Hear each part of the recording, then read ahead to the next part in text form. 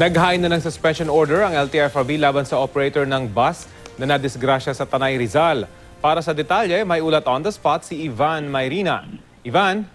Yes, Rafi, bago natapos sa maghapon kahapon ay inilabas na agad ng LTFRB ang preventive suspension order laban sa Panda Coach Travel and Tours Incorporated. Ito nga, Rafi, yung may-ari ng Sinawin Palad na Food na may sakay ng mga mag-aaral dyan sa Tanay Rizal kung saan 15 ang namatay. Kasabay niyan, Rafi, naglabas din ng show cause order ang LTFRB sa Panda at gayon din sa Harana Travel and Tours na sa umanong nagkontrata dito sa Panda para magsakay dito mga mag-aaral ng papunta sa kanilang field trip sa Tanay Rizal.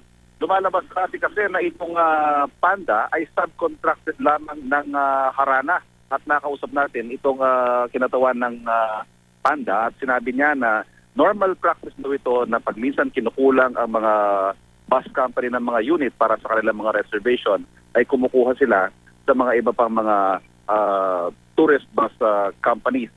Sa ngayon, Rafi, itong Panda ay handa naman daw tumalima sa suspension order pero mas priority po nila ngayon na ang pag-aasikaso sa mga hanggang ngayon nasa ospital pa at gayon din sa mga kailangan nilang tulungan sa pagpapalibing at gayon din sa pakikipag-coordinate sa kanilang insurance company para mabigay ang kaukulang benepisyo sa mga nabiktima nitong malagim na trahedyang ito.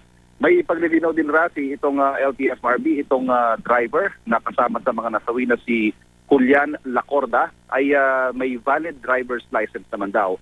Kasi kung lalabas daw na paso o hindi valid ang license ito, ay posible magkaproblema sa insurance claim ng mga biktima.